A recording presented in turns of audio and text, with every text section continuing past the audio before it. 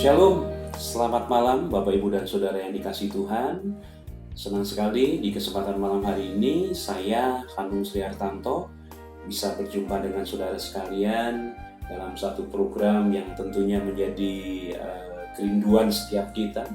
Yang diharapkan oleh kita adalah Saat Teduh Sate Penyuluh Provinsi Kepulauan Bangka Belitung yang diinisiasi, digagas dari Bimas Kristen. Bapak Ibu, sebelum kita istirahat, mari bersama-sama kita merenungkan firman Tuhan ini, dan sebelumnya kita masuk di dalam doa. Kiranya melalui doa ini ada kekuatan Tuhan yang memampukan kita di dalam perenungan. Mari kita bersatu dalam doa. Tuhan, kami bersyukur kepadamu, terima kasih malam yang sangat indah kami berjumpa dengan Engkau. Sebelum kami istirahat Tuhan, sebelum kami melepaskan lelah kami, melepaskan segala kepenatan sepanjang aktivitas hari ini, kami percaya melalui perenungan firman Tuhan yang sebentar kami renungkan, yang sebentar kami mau sharingkan bersama-sama, menjadi kekuatan dalam pengiringan kami kepada Tuhan Yesus. Berkati dalam firman-Mu dan Roh Kudus-Mu bekerja atas kami. Di dalam nama Yesus kami berdoa. Amin. Bapak Ibu dan Saudara yang dikasihi Tuhan, dalam satu kesempatan ini saya ingin membagikan kepada kita satu firman Tuhan di dalam 2 Petrus pasal 1 ayat 16 ya. 2 Petrus pasal 1 ayat 16 yang merupakan ayat firman Tuhan yang menjadi kekuatan bagi kita. Saya berharap menjadi berkat buat kita Bapak Ibu dan Saudara. Ya. 2 Petrus pasal 1 ayat 16 tertuliskan di sana dengan jelas kepada kita. Oh ya, saya akan coba bacakan sampai dengan ayat yang ke-18 ya. Kita akan lihat bersama-sama.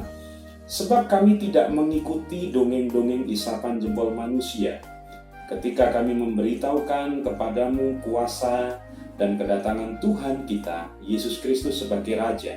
Tetapi kami adalah saksi mata dari kebesarannya. Ayat 17. Kami menyaksikan bagaimana ia menerima kehormatan dan kemuliaan dari Allah Bapa ketika datang kepadanya suara dari Yang Maha Mulia yang mengatakan, inilah anak yang kukasihi, kepadanya lah aku berkenan. Ayat 18, suara itu kami dengar datang dari surga ketika kami bersama-sama dengan Dia di atas gunung yang kudus.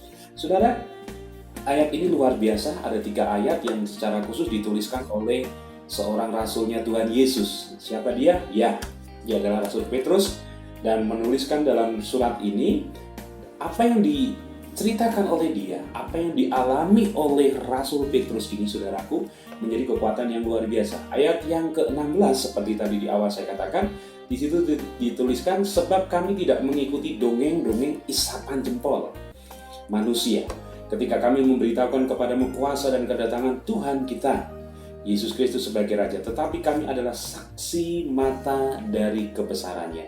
Ya, satu tema yang mungkin menjadi perenungan buat kita adalah menjalani hidup dengan apa adanya atau tanpa sandiwara. Ini menjadi perenungan yang sangat asik buat saya, dan saya mau bagikan kepada saudara. Kalau kita melihat arti kata dari dongeng, Bapak Ibu dan Saudara mungkin sudah tahu dan juga sudah pernah menyampaikan. Ya, dongeng itu sebuah didefinisikan dengan jelas dalam kamus bahasa Indonesia kita. Arti dongeng itu adalah sebuah cerita fiktif yang bisa dikatakan tidak sebenarnya terjadi. Ada imajinasi, ada khayalannya, dan itu bisa juga membuat orang lain merasa berpengaruh besar pada orang lain. Itu dongeng, betul ya? Dan ini sebuah fakta yang sering kita jumpai. Bahkan ketika kita di tahun 90-an ke bawah, 80-70, ada satu musik yang sama-sama kita tahu, namanya adalah God Bless atau God Bless ya. Itu ada Ian Antono, kemudian ada Ahmad Albar. Di sana lagunya yang sangat-sangat Bapak Ibu dan Saudara mungkin pernah dengar, lagunya adalah Panggung Sandiwara. Betul? Ada lirik kalimat yang di sana dituliskan, ada peran wajar dan ada peran yang berpura-pura. Ada peran wajar, ada dan berpura-pura. Jadi sesuatu yang bisa dibikin seperti kamuflase atau samaran atau sesuatu yang tidak jelas. Ya. Dan kalimat terakhir, mengapa kita bersandiwara? Mengapa kita berdongeng, saudaraku? Ini sesuatu yang sangat-sangat menjadi perenungan buat kita. Sementara kalau kita membaca dalam 2 Petrus ini, dari 1 Petrus sampai dengan 2 Petrus ini adalah jelas bagaimana seorang Petrus yang murid Yesus pada waktu itu dia hidup bersama dengan Yesus. Dia bergaul karib dengan Yesus. Dia menceritakan apa yang dituliskan dalam firman Tuhan ini adalah bagaimana dia menjadi saksi mujizat Tuhan Yesus. Amin. Dia bahkan menjadi satu saksi yang luar biasa menunjukkan tentang keilahiannya ketika di dalam ayat yang ke-17 ayat yang ke 17 18 di situ tertuliskan di sana bagaimana ketika dia ada di bukit Yesus ada di sana bersama dengan Petrus ditunjukkan kemuliaan Allah yang luar biasa. Ini siapa? Petrus. Yang artinya bahwa Petrus menyampaikan ini kepada setiap orang untuk hari-hari yang dilalui, meyakini bahwa Yesus itu adalah Allah yang mereka sembah, Tuhan yang kita sembah, Tuhan yang kita yakini dalam kehidupan kita, dan Dia adalah Bapa kita yang di surga. Yang artinya tidak bisa tergoyahkan. Amin. Ini bukan cerita dongeng, ini bukan cerita khayalan, tetapi sebuah fakta yang bersama-sama harus kita sama-sama yakini. Namun Bapak, Ibu, dan Saudara yang dikasihi Tuhan, kenyataan yang ada, gereja saat-saat ini kita jumpai banyak kali sudah bergeser. Orang datang ke gereja hanya pengen disegarkan secara jasmaninya. Ada bahkan juga secara rohaninya juga pengen disegarkan. Mereka ingin ketemu dengan temannya untuk ngobrol, untuk sharing, berbagi. Bahkan di gereja itu dia merasa, aku pengen rindu loh ke gereja. Ya, aku setiap hari pengen sekali bertemu dengan saudara-saudara seiman. Why? Kenapa ini terjadi? Karena memang ada sebuah kerinduan. Ini tidak salah, saudaraku. Ini sesuatu yang perlu sama-sama kita juga support. Tetapi jangan salah, ketika kita sudah bergeser dari hal yang utama, hal yang penting adalah bagaimana pengenalan kita kepada Tuhan Yesus Kristus itu jangan sampai bergeser. Jadi seolah-olah bahwa hal yang utama, yang primer pengenalan kepada Tuhan itu bergeser menjadi sesuatu yang nomor 2 atau sekundernya. Dan hal inilah yang seringkali kita temui.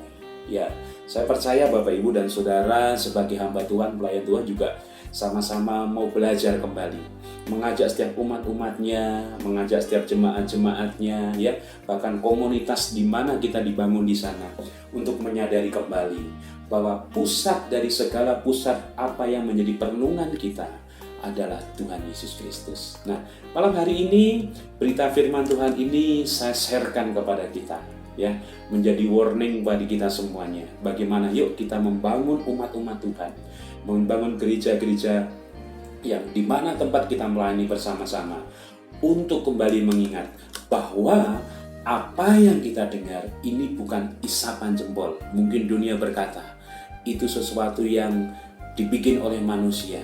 Yesus datang beribu tahun yang lalu, bahkan Yesus pun boleh dikatakan orang berkata Yesus itu bukan orang yang disalib. Itu terserah dunia berkata apa. Tetapi yang menjadi iman kita sesuai dengan kebenaran firman Tuhan yang menjadi kekuatan dari hari ke hari kehidupan kita. Firman Tuhan jelas dikatakan di sana, Dia adalah yang lahir, yang mati, kemudian yang bangkit, dan Dia naik ke surga. Itu adalah iman pengharapan kita kepada Dia.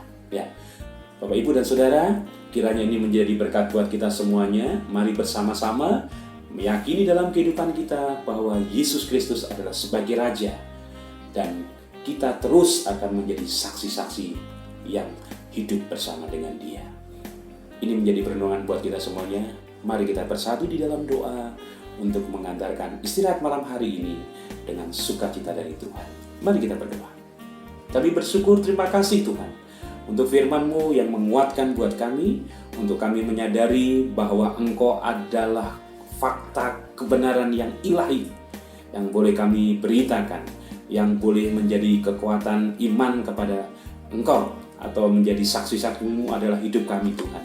Dan malam hari ini biar dalam istirahat kami Tuhan, kami menyadari akan kebesaran dan kuasa-Mu, akan kebaikan-kebaikan Tuhan.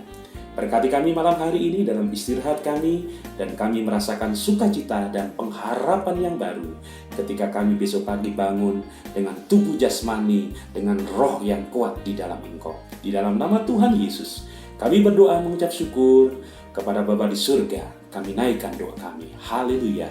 Amin. Terima kasih Bapak Ibu untuk segala perhatian dan atensi kita. Terima kasih, sampai ketemu untuk momen berikutnya. Selamat malam, Tuhan Yesus memberkati kita semuanya. Tetap semangat. Shalom.